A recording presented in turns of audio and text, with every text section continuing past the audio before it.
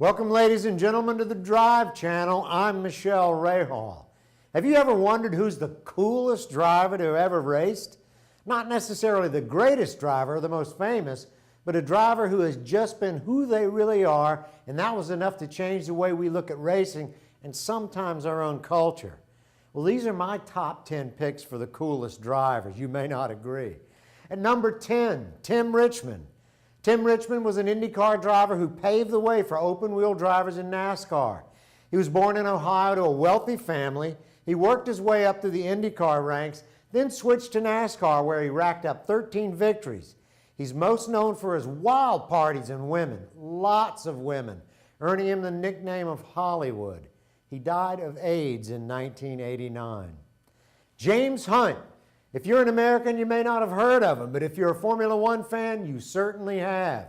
James Hunt was one of the most colorful world champions to have raced. He won the championship in 1976 with McLaren, but this driver was always a thorn in their side. He refused to sign a contract that had a clause in it requiring him to wear a business suit. He would go to business meetings either in a t-shirt and jeans or a suit, but always with no shoes. François Cevert, Jackie Stewart's young French teammate. Cevert, the son of a successful Parisian jeweler, made it through the ranks of Formula cars to be in the right spot at the right time. Kim Terrell gave the flamboyant driver a shot. He was also known for his off-track excursions with women. He drove alongside Jackie Stewart until he was killed in practice for the United States Grand Prix at Watkins Glen. His death was part of the reason that Jackie Stewart retired. Coming in at number 7, Graham Hill. What can you say? Graham Hill became the quintessential English gentleman racing driver. He won a world driving title and with his dashing James Bond looks, played bit parts in film later in life. His first Formula One race was Monaco 1958, and his last race was Monaco in 1975. In 1966, Hill won the Indianapolis 500. He was killed in a plane crash in 1975. Coming in at number 6, Mario Andretti. Calm, cool, and collected, this Italian-born American raced throughout the United States, winning everything in sight. The Daytona 500, the Indianapolis 500, and the Formula One World Championship. He remains down to earth and smooth to this day and is considered by many to be the best all-around driver to have ever lived. This one you're not going to expect at number 5, and that is James Dean, an actor. For the time period, he was the epitome of counterculture and a hell of a racing driver as well. Dean competed in every sports car he could get his hands on until he took delivery of a Porsche 550 Spyder that was nicknamed Little Bastard. While driving to a race with his mechanic, he ran head-on into a car and died. He remains an icon to this very day. Coming in at number 4, Paul Newman, another actor. But Paul Newman was always known for his acting, but little known outside the racing world as a true professional level racing driver. He didn't start racing until he was in his 40s, but won numerous national championships in SCCA, and he became the oldest driver to win in his class in 1995 at the 24 Hours of Daytona.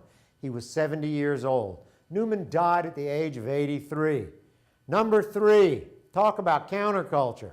Junior Johnson, what can you say about a guy who took moonshine running and parlayed it into a racing career? Johnson was so famous as a shine runner, he even used a red light on top of his car to ease through a roadblock the cops had set for him. Despite spending some time in prison, Johnson became one of NASCAR's legends and was inducted into the first NASCAR Hall of Fame. Now this was a tough one. Dale Earnhardt Sr. The son of a driver, Earnhardt worked his way up through the ranks in North Carolina and the South, even working at lumber mills to keep going. He's a 7-time NASCAR champion and was famous for his one-liners. A reporter asked him what happened after a crash. He replied, "I got in a wreck," and he walked on.